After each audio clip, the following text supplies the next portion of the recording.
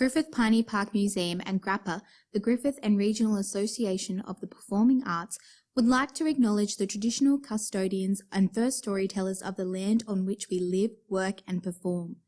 We pay our respect to elders past, present and emerging, and we extend that respect to all Indigenous people on the airwaves today.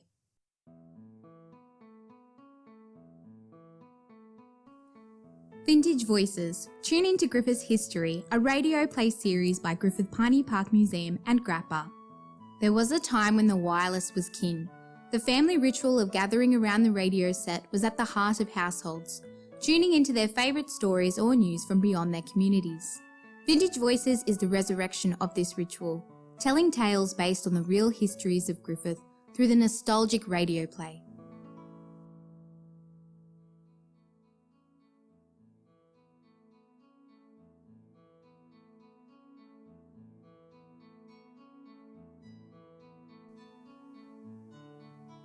Ada Cummings, pioneer businesswoman.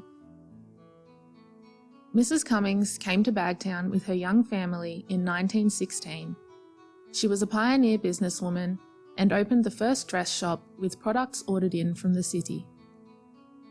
Later, when the Bagtown residents moved to the fledgling township of Griffith, Ada opened another store in the main street of Banner Avenue.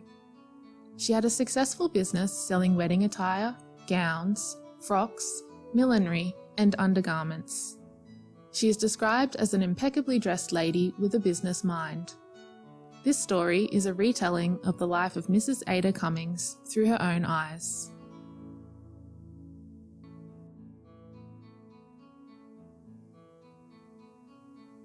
I was born Ada Owen in 1882. I was the second daughter of 9 children. My parents were both resourceful and clever.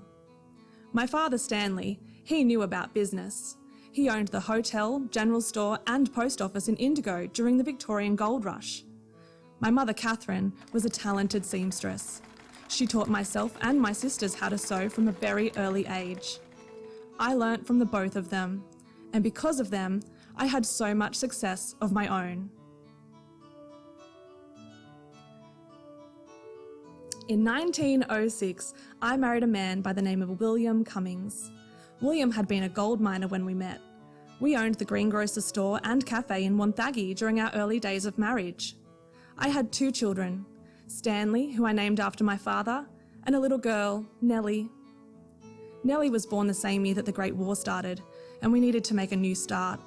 So William got a job working for the Water Commission out in the Murrumbidgee irrigation area.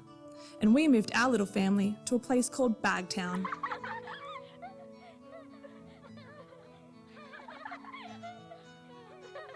I travelled to Bagtown with my 2 children in 1916. My husband William was already out there and had been working so hard to make a suitable home and business for when we arrived. We travelled out to Bagtown only 2 weeks after the men had finished the train line to Wilbriggy. We travelled on Mickey Cush's coach from Wilbriggy to Bagtown. It was an 11-mile trip. When we arrived, I was startled by how stark the area was. The dust was everywhere, and all the flies. The little community of Bagtown, however, was so welcoming to us. The women there in Bagtown, they worked so hard, cooking the meals for their bone-tired men as they returned from long days on the canals. They cleaned their homes tirelessly and were forever washing all of that dust out of their families' clothes. The sound of washboards scrubbing and chatter filled my ears in those years. My husband William had spent much of his free time building our store, for we had decided that I was going to open a business here in Bagtown, a ladies' dress shop, Ada Cummings's dress shop, where I was officially the business owner and proprietor. William built the store from the dirt-covered ground up. He raised it up with weatherboards and lined them with what he could. Hessian mostly, Hessian bags. He used many of them. He finished the walls by coating them with a substance known as calcimine. This calcimine sealed the walls and stopped all that wretched dust from getting in. It was a godsend, wonderful. And an iron roof was installed to finish off the dress shop. It took William a little longer to build the home, so we as a family spent the first few weeks living in the rear end of the shop. The sound of rain on a tin roof still reminds me of the storms during those early years in Bagtown.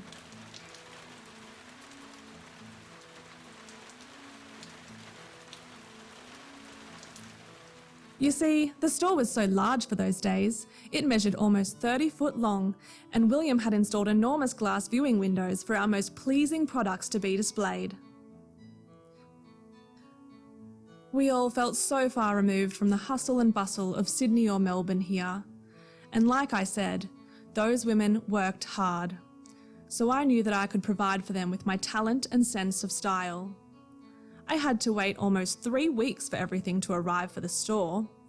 The goods eventually arrived in their packing cases from Melbourne, having first travelled to Cootamundra and Temora. They were almost as well travelled as my children at the time. The dress store was opened on a Saturday, and the ladies of Bagtown were so excited. Before my arrival, they had been making do with 2 small general stores for all their clothing and haberdashery requirements, but no longer. One of the ladies exclaimed, it was unexpected to find the shop contained such nice things. She was correct. I stocked practical cotton dresses for the ladies' everyday lives and frocks for special occasions. I made gowns from the finest silken lace for weddings and of course for the social dances. Not only that, I sold haberdashery and even china dolls and toys for the children. The customers looked around in wonder at my store, and I felt such a rush of pride. My parents had taught me well.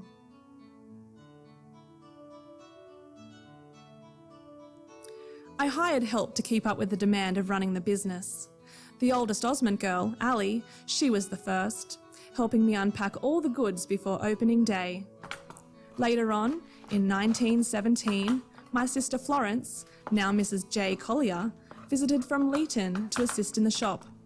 My sister was an excellent milliner, and the ladies of Bagtown particularly coveted our hats for sale.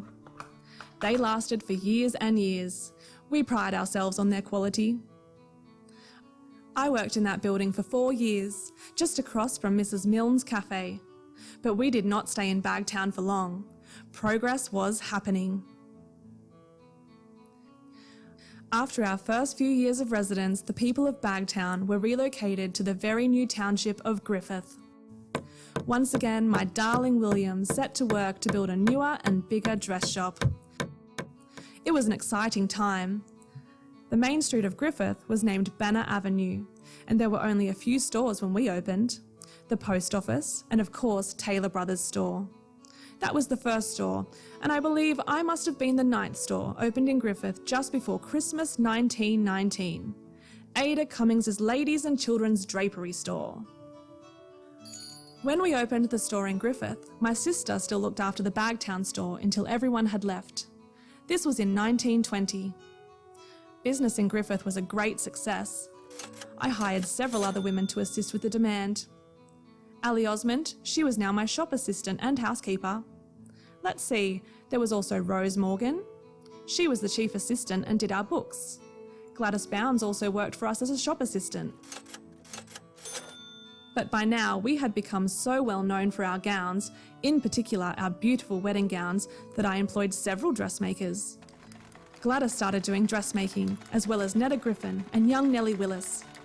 Of course, we had to refurbish the store to make it better suited to our customers' needs. We enlarged the building to include the dressmaking rooms and fitting rooms. We made many brides very happy. These future brides would walk through our archway into the new work areas, where we displayed our most precious gowns in special glass cases that had been built along the entire back wall. Each customer was treated to a specialised and comfortable experience upon entering. The interior was designed with elegance. The business was successful for many years. I thought it could never end. But sadly, in 1935, my poor husband William suffered a severe heart attack, and I chose to sell the business to care for him. I was remembered for my style and immaculate presentation. The first businesswoman in Griffith, a pioneer of Banner Avenue, a wife, a mother, a dressmaker.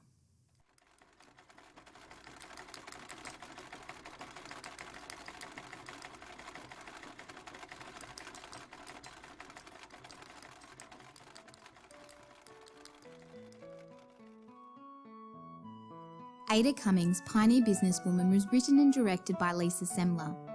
Produced by Bonnie Owen and Griffith Pioneer Park Museum. Edited by Aaron Grugan. Original music by Catherine Innes. Selected sound effects courtesy of Charles Sturt University Sound Files. Ada Cummings' Pioneer Businesswoman featured the voice talents of Jessica Wainwright and Brette Morton. Next week on Vintage Voices, we dance the night away in Palais de Danse.